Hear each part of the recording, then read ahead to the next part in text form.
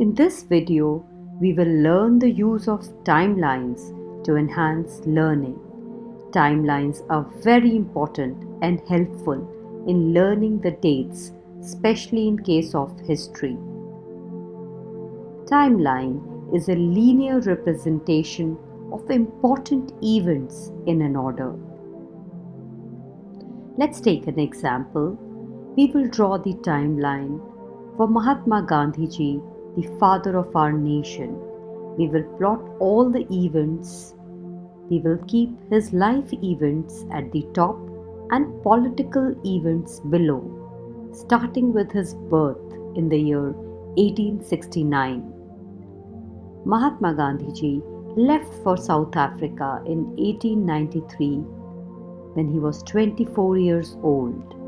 1 year later, in 1894, he formed NIC, the Natal Indian Congress in South Africa. Under this organization, Mahatma Gandhi ji led a lot of satyagrahas. In the year 1915, Mahatma Gandhi ji returned back to India. At that point, he was 46 years old. 2 years later, some farmers from Bihar called him, and in 1917 he led the Champaran Satyagraha. The same year, Sabarmati Ashram was also established. Mahatma Gandhi ji led the non-cooperation movement in the year 1920. 1 year later, in 1921, he formed the Indian National Congress along with other political leaders.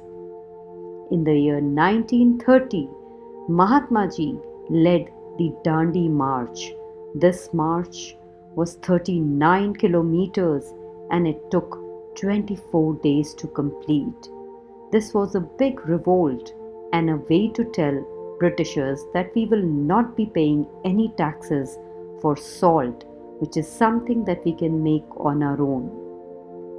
In the year 1942, he declared the Quit India movement. Very soon, we got our independence in 1947.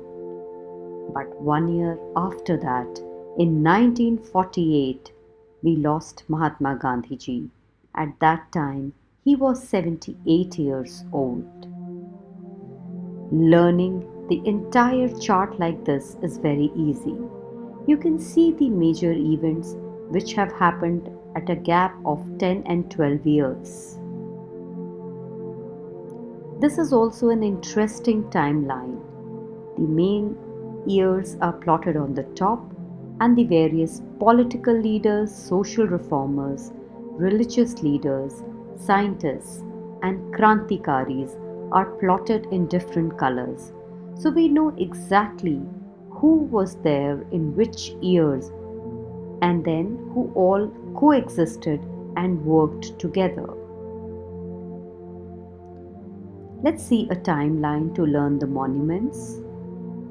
Again, we're going to see some important monuments outside Delhi and in Delhi, starting with few monuments in the year 1100, 1500, 16 and then 1700.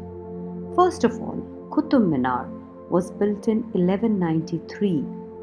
In the year 1591, Char Minar was built in Hyderabad.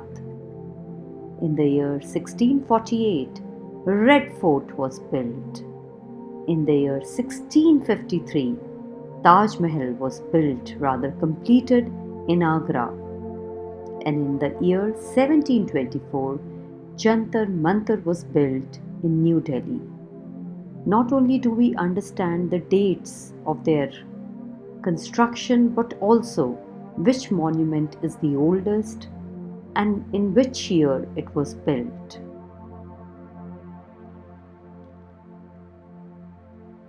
This certainly is a sure way to success because timeline makes a very clear and correct impression in our mind. Thank you and happy learning.